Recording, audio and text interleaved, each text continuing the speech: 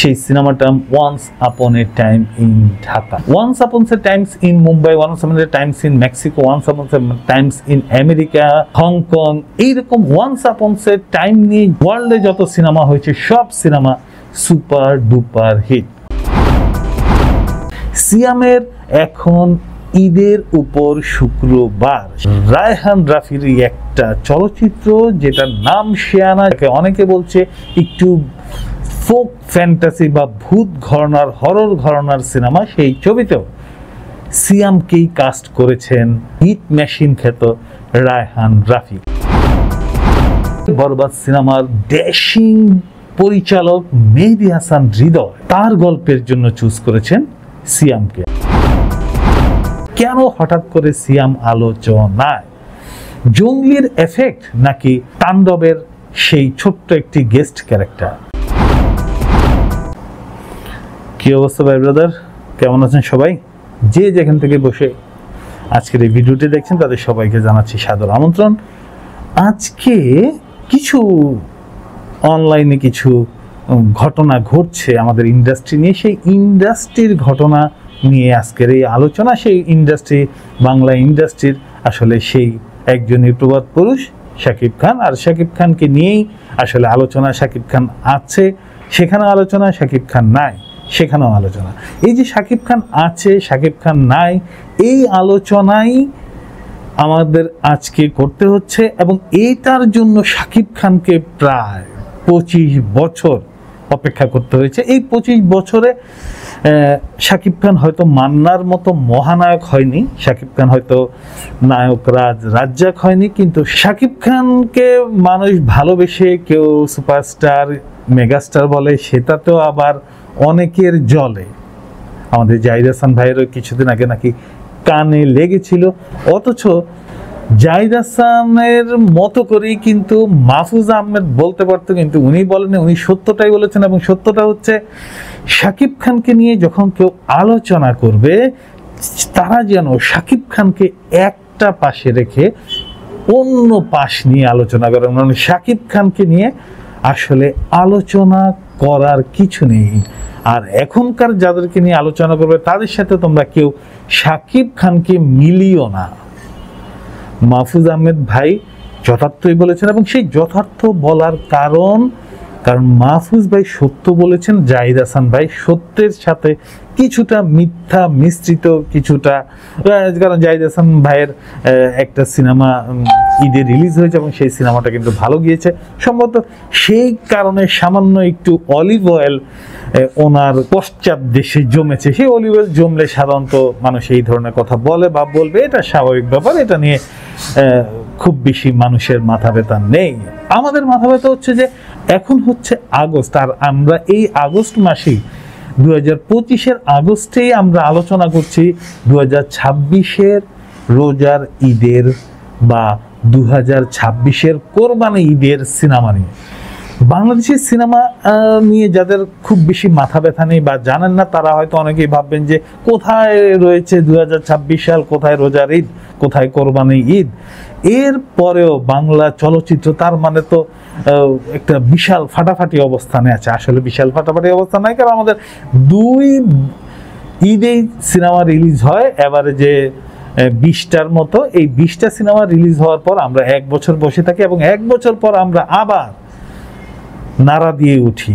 সিয়ামকে নিয়ে বেশ আলোচনা হচ্ছে, কারণ শাকিব খানের তাণ্ডব সিনেমায় সিয়াম যে একটা ক্যারেক্টার করেছে, যেই ক্যারেক্টারটা মানুষের চোখে মুখে আর বুকে লেগে আছে, সেই বুকে লাগা চোখে লাগা ক্যারেক্টারকে নিয়েই মানুষ সিয়ামকে অন্যভাবে দেখছে, অন্যভাবে চিন্তা করছে যে এই সিয়ামকে তো তারা আগে কখনো দেখেনি। একটা রাফ অ্যান্ড টাফ ক্যারেক্টারে তাণ্ডবের সেই ক্যারেক্টারটা, বড়লোকের বকে যাওয়া সন্তানের সেই ক্যারেক্টারটা দিয়েই নতুন করে সিয়াম একটা গেস্ট ক্যারেক্টার যে মানুষকে কোথায় নিয়ে যায় সেটা প্রমাণ হচ্ছে সিয়াম। সেটার আরেকটা প্রমাণ যদি আমরা উপমহাদেশে চিন্তা করি, তাহলে শাহরুখ খানের ডর ছবিতে যখন কেউই অভিনয় করতে চাচ্ছিলেন, তখন শাহরুখ খানের ডর সিনেমাতে শাহরুখ খান কিন্তু ডর করেছেন, বাজিগার করেছেন, অ্যান্টি হিরো ক্যারেক্টার করেছেন, এবং তা দিয়ে শাহরুখ মানুষের মনে জায়গা করে নিয়েছেন। সেই একইভাবে একটা অ্যান্টি ক্যারেক্টার দিয়ে সিয়ামকে নিয়েই মানুষ আলোচনায় উঠছে, এবং তার ফলশ্রুতিতে গতবারের বরবাদ সিনেমার পরিচালক যখন শাকিব খানকে তার সিনেমার জন্য পাচ্ছিলেন না, ঠিক তখন তিনি শাকিব খানের পরিবর্তে সিয়ামকে নিয়ে একটি ছবি পরিচালনা করার প্রাথমিক সিদ্ধান্ত গ্রহণ করেছেন, এবং সেই সিদ্ধান্তে তাদের আরও একজন সহযোগী হচ্ছেন দিঘি।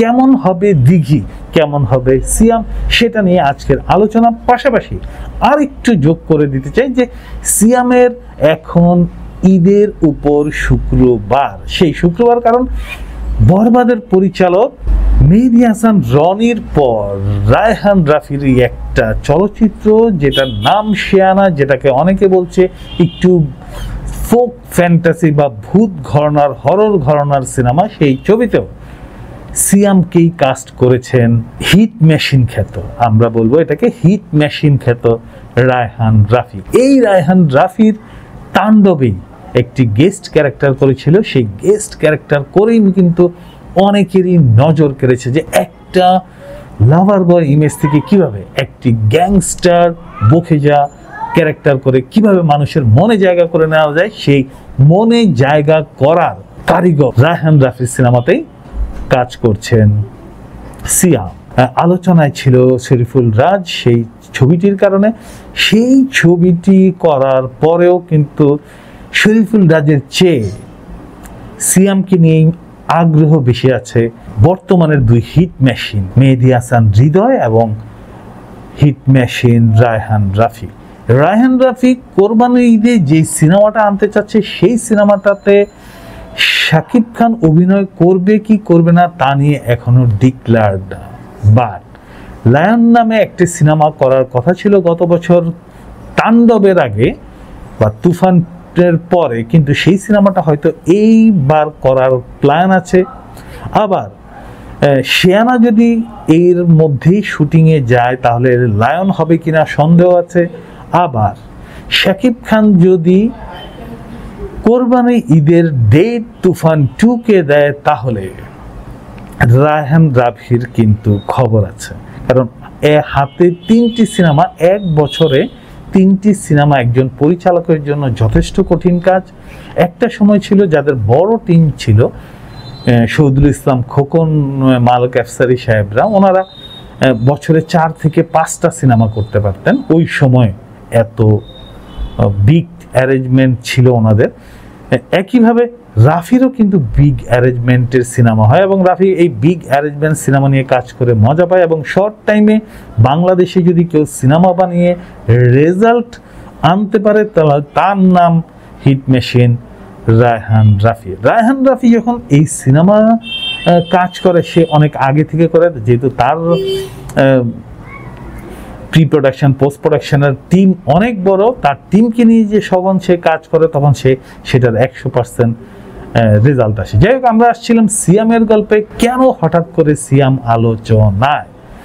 জঙ্গলির এফেক্ট নাকি নাকি তাণ্ডবের সেই ছোট্ট একটি গেস্ট ক্যারেক্টার? আমি বলবো, এবং আমার সাথে হয়তো আপনারাও বলবেন, যে জঙ্গলির ইফেক্টের চেয়ে তাণ্ডবের ওই গেস্ট ক্যারেক্টারটাই ছিল আসলে সবচেয়ে বেশি টার্নিং পয়েন্ট। এবং আপনারা হয়তো মনে থাকবে তাণ্ডব সিনেমার ওই সিনেমাতে এত বাঘা বাঘা আর্টিস্টের মাঝখানে ওই সময়টুকুর জন্য, ওই 3-4 মিনিটের জন্য কিন্তু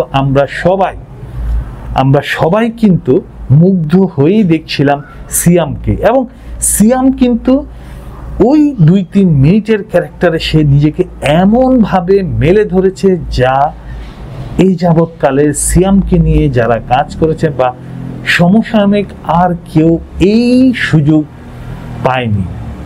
সিয়াম সেই সুযোগ পেয়েছে, এবং সিয়ামকে যথার্থই কাজে লাগিয়েছে রায়হান রাফি। এবং তারই ধারাবাহিকতায় বরবাদ সিনেমার ড্যাশিং পরিচালক মেহেদী হাসান হৃদয় তার গল্পের জন্য চুজ করেছেন সিয়ামকে। এবং সিয়ামের সাথে যখন আমরা দিঘিকে দেখি তখন আমাদের একটু সন্দেহের তীর লাগে যে এটা কি স্বল্প বাজেটের ছবি হচ্ছে না তো? আসলে দিঘি আনফরচুনেটলি দিঘি এমন কিছু ক্যারেক্টার করছে যে ক্যারেক্টারগুলো ঠিক প্রপার ক্যারেক্টার হিসেবে তার জন্য তৈরি হয়নি, এবং সে যেই টাইপের কাজ করে, যেই টাইপের ব্যাকগ্রাউন্ড থেকে এসেছে, সে তার জন্য আসলে বেস্ট ফিল্ম এখনো হয়নি। বা দিঘির জন্য এটা হয়তো একটা বড় সুযোগ, কারণ সিয়ামের একটি ড্যাশিং লুকসই আমরা হয়তো পাবো বরবাদের পরিচালক রেদওয়ান মেহেদী হাসান হৃদয়ের সিনেমাতে। এবং সেই মেহেদী হাসান হৃদয়ের সিনেমাটা মেহেদী হাসান হৃদয় অনেক বড় করে চিন্তা করতে পারে। আপনারা হয়তো বরবাদের যিশুর একটা ইন্টারভিউতে শুনেছেন যে লার্জার দেন লাইফ, যিশুর মতো পরিচালক, যিশুর মতো অভিনেতারা যখন বরবাদের গল্প শুনে বলে লার্জার দেন লাইফ, তখন মেহেদী হাসান হৃদয়কে নিয়ে আমরা গর্ব করতে পারি। অনেকে বলে যে মেহেদী হাসান হৃদয় এখানে কলকাতার ডিরেক্টর নিয়ে, কলকাতার অ্যাসিস্ট্যান্ট ছিল, বাংলাদেশের অ্যাসিস্ট্যান্ট ছিল, কলকাতার ক্যামেরাম্যান ছিল। আসলে ক্যামেরাম্যান সিনেমা বানায় না, সিনেমাটা আসলে ভাই পরিচালকের মাথায়, আরেকটা হচ্ছে যিনি গল্পটা লিখেন। সাধারণত প্রত্যেকটা গল্পের সাথে পরিচালকের ইনভলভমেন্ট আছে। এইভাবে একটা চিন্তা করে, এইভাবে একটা ভিশন তারা দেখে, সেই ভিশনটাকেই আসলে dance director, assistant director, cameraman বা পুরো প্রোডাকশন সেটার পেছনে লেগে যায় যে কিভাবে পরিচালকের ভিশনটাকে আমরা সামনে তুলে আনতে পারো। সো মেহেদী হাসান হৃদয়কে নিয়ে যারা বলেন যে কলকাতার ডিরেক্টর বা কলকাতার অ্যাসিস্ট্যান্ট ডিরেক্টর বা কলকাতার ক্যামেরাম্যানের কাজ জন্য বরবাদ ভালো হয়েছে, আসলে ভুল। কলকাতার ক্যামেরাম্যান দিয়ে এর আগে হাজার সিনেমা হয়েছে, কিন্তু বরবাদের মতো লার্জার দেন লাইফ, চোখে লেগে থাকার মতো, বুকে লেগে থাকার মতো, ক্যারেক্টার পার্সোনালাইজ করার জন্য, কাস্টমাইজ করার জন্য, এত সুন্দর চিন্তা করার জন্য ডেফিনেটলি মেহেদী হাসান হৃদয় বাহবা পেতেই পারে। যাই হোক, মেহেদী হাসান হৃদয় যখন যে কাজগুলি করেছেন নাটকের, সেখান থেকে এসে উনি সিনেমার মতো কাজে যখন এত বেশি মনসিয়ানা দেখিয়েছেন, তখন আমরা তো একটু আশাবাদী হতেই পারি। যেমন আশাবাদী হয়েছিল আমরা রায়হান রাফির বেলা। রায়হান রাফি প্রমাণ করে দিয়েছেন নাটকের মানুষও সিনেমা বানাতে পারে যদি তার সিনেমার পালস ধরতে পারে। মেহেদী হাসান হৃদয় প্রথম সিনেমাতেই ইন্ডাস্ট্রি হিট একটি সিনেমা উপহার দিয়েছে, এবং সেই ইন্ডাস্ট্রি হিট সিনেমার পরিচালক এবার সিয়ামকে নিয়ে তার সেকেন্ড সিনেমার কাজ করতে যাচ্ছেন, এবং সেই সেকেন্ড সিনেমার প্রযোজকও সেই একই। আশা করছি একটা ভালো কিছু হবে, ভালো সিনেমা হবে, ভালো মানুষ এন্টারটেইন হবে ঈদের ওই সময়টাতে। যদিও সেই সিনেমাটা আসলে শাকিব খানের আরেক পরিচালক আবু হায়াত মাহমুদের সেই সিনেমার সাথে টক্কর, যেটা শাকিব খান সহ অভিনয় করছেন অনেকে, এবং সেটাও কিন্তু big budget, big arrangement, big thinking এর সিনেমা। সেই সিনেমাটা once upon a time in Dhaka. সেই ঢাকা সিনেমাটা once upon a times in Mumbai, once upon a times in Mexico, once upon a times in America, Chicago, Hong Kong, এইরকম once upon a time নিয়ে ওয়ার্ল্ডে যত cinema হয়েছে সব সিনেমা সুপার ডুপার হিট। আশা করছি এই সিনেমাগুলো সুপার ডুপার হিট হবে, এবং সিয়ামকে নিয়ে যেই প্রত্যাশায় মেহেদী হাসান রনি ট্রাই করেছে সেই প্রত্যাশা পূরণ হবে। সিয়ামকে আমরা নতুনভাবে আমরা আবিষ্কার করব, নতুনভাবে দেখতে পাবো। আমাদের জন্য সিয়াম একটা নতুন পথের দিশা হয়ে আসবে।